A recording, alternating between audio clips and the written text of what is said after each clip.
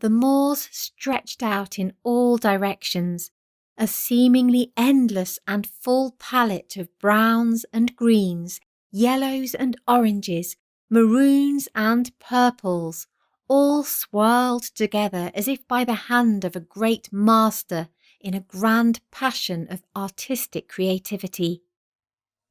I pulled my gaze down and looked over the valley, only now seeing the towering, elongated chimney stacks belching black smoke to mingle with the clean moorland mist. All that burning coal to produce the steam needed to run enough jennies, mules and looms to clothe gentlemen and ladies alike in the finest worsted wools.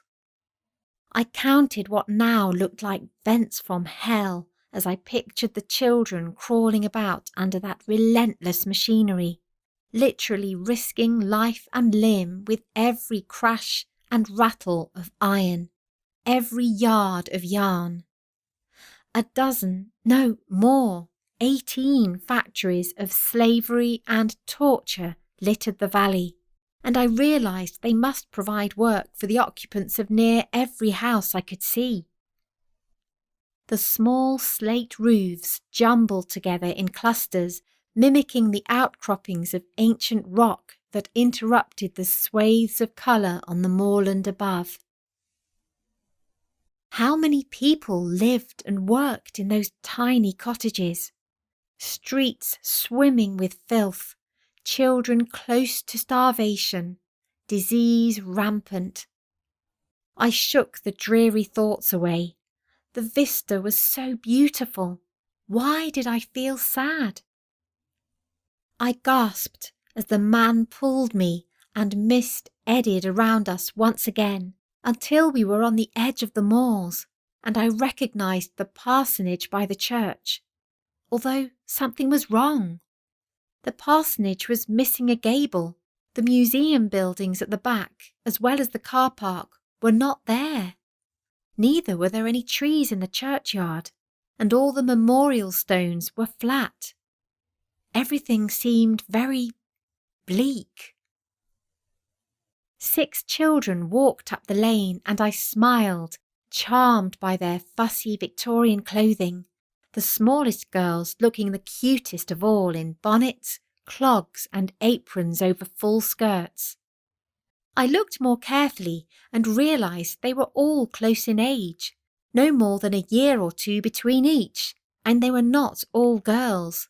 A boy walked in the middle, herding and shepherding his charges along. Well, trying to. His sisters did not appear to appreciate his efforts. It struck me who they were, and I turned to my companion to confirm my suspicion of the identity of the family. But he was entranced by the large black rook perched on his wrist. It took flight, was buffeted by the wind, but soon righted itself and swooped low to the gaggle of children. One of the smaller girls, Emily, I decided, there was only one younger who would be Anne, raised her face to the bird in delight and stretched out her arm. The rook alighted on its new perch, shuffled and flapped its wings, then settled. The children stepped back from Emily in amazement, either scared of frightening the creature away or of its sharp, curved beak. But Emily took the visit in her stride. She lifted her arm close to her face to whisper a few words to the bird, then looked up at us and waved with her free hand. The man waved back, and a smile, the first expression I had seen from him, broke across his harsh features, softening them, animating them, and my heart thumped hard at the sight of the crinkles around his eyes, the love and sheer delight reflected in his pupils, and the shape his mouth formed.